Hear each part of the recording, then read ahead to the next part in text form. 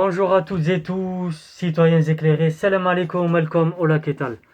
Aujourd'hui, nous allons parler des vitamines. On entend beaucoup de choses autour des vitamines. Nous allons évoquer les fantasmes, les dangers, la vérité sur les vitamines. D'abord, c'est quoi une vitamine? La vitamine, c'est une substance organique sans valeur énergétique, mais qui est indispensable à l'organisme. La vitamine est généralement apportée en petite quantité via l'alimentation. C'est le moyen naturel. Nous allons parler de l'hypervitaminose. C'est une surconsommation en vitamines, notamment A et D. Nous allons d'abord évoquer l'hypervitaminose A. Ça pouvait amener au décès des gens, et notamment ça fragilisait les femmes enceintes et les enfants. Notamment à l'époque, il y avait une surconsommation en foie de morue. La vitamine, c'est une personne sur 7 qui prend des compléments alimentaires dans le monde pour avoir des vitamines. La vitamine, c'est un marché qui est très juteux. Il représente plus de 100 milliards de dollars à travers le monde. C'est souvent dans les pays développés qu'on prend ces compléments alimentaires. La vitamine a été découverte par un biochimiste polonais qui s'appelait Kazimierz Funk. Ce biochimiste a isolé la vitamine B1 dans l'enveloppe de riz, c'était en 1912. Vitamine, qu'est-ce que ça veut dire? Ça vient du latin vita, qui signifie vie, et du suffixe amine, qui est le nom d'un radical en chimie. Toutes les vitamines ne possèdent pas pour autant ce radical amine. Ça dépend des vitamines. Aussi, on a identifié 13 vitamines. On les a répertoriées. D'abord, la vitamine A, 8 vitamines B, de la vitamine B1 à B12, la vitamine C, la vitamine D, la vitamine E et la vitamine K. On répartit souvent ces vitamines en deux groupes.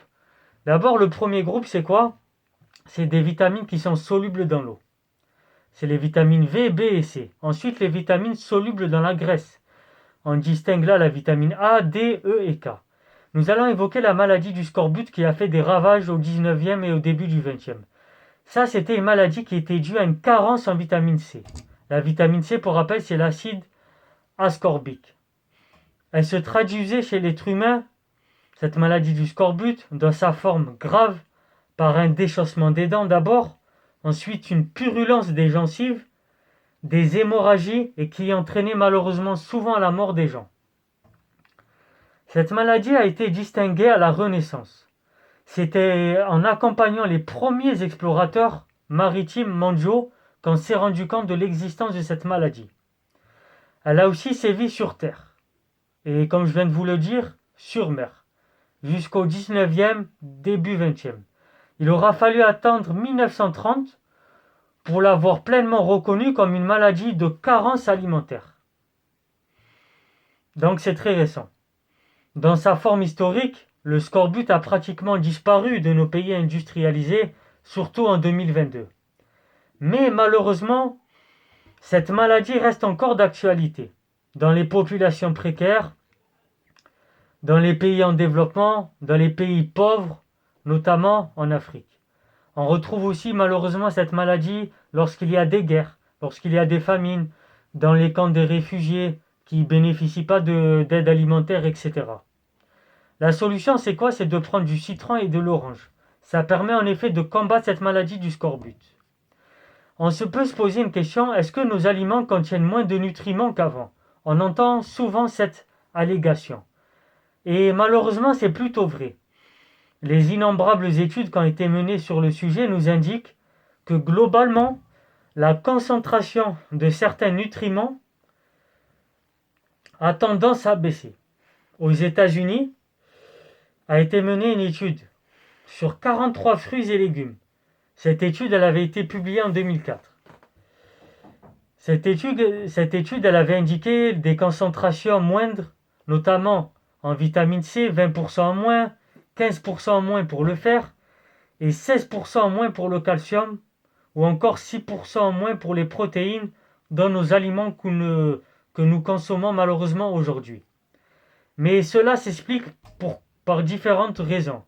D'abord, les méthodes d'agriculture intensive.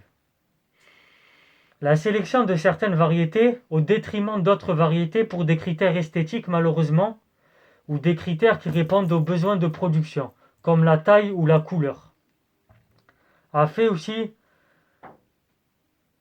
accroître ce phénomène. Il y a aussi malheureusement des fruits qui sont cueillis bien trop tôt. L'accueil a un effet sur les nutriments. Il y a aussi les produits qui parcourent des centaines de milliers de kilomètres ou des milliers de kilomètres avant d'arriver dans nos assiettes. Pour moi, ça reste incompréhensible. Vaut mieux privilégier, là encore une fois, les circuits courts, etc. On y reviendra dans une autre vidéo. Et en fait, la portée de ces études, c'est quoi? On peut en déduire quoi? C'est que la concentration de certains nutriments semble bel et bien baisser dans nos aliments.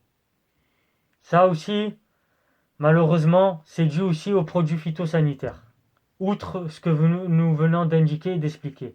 Mais, de l'autre côté, il y a aussi certains aliments qui contiennent beaucoup plus de nutriments qu'avant. Voilà. Mais il faut bien comprendre le rôle des vitamines. C'est pas parce que tu manges beaucoup d'aliments que tu vas avoir une meilleure digestion des vitamines. En 2007, il y avait un gars qui s'appelait Brian Hallwell, c'était un professeur qui a travaillé dans une institut américaine et qui a mis en évidence que la façon dont notre métabolisme intègre ces nutriments est souvent plus importante que la quantité consommée. C'est ce que je viens de vous expliquer. C'est pas parce que tu vas manger énormément que tu vas intégrer mieux les vitamines dans ton corps. J'espère que j'ai été clair. Du coup, maintenant, le dernier conseil que je peux vous donner avant de vous laisser, c'est dès que vous voulez prendre des compléments alimentaires, allez voir votre médecin au préalable, vous faites une prise de sang et c'est lui qui prendra la décision. Ne prenez pas de risques inutiles parce que des fois on considère que c'est bien pour nous, mais en réalité c'est notre ignorance qui nous fait prendre ces risques. C'était Soso Lintello, comme d'habitude, un petit pouce bleu, un petit like, partagez, et demain on se rencontre pour une autre vidéo qui n'a rien à voir sur un thème globalement différent.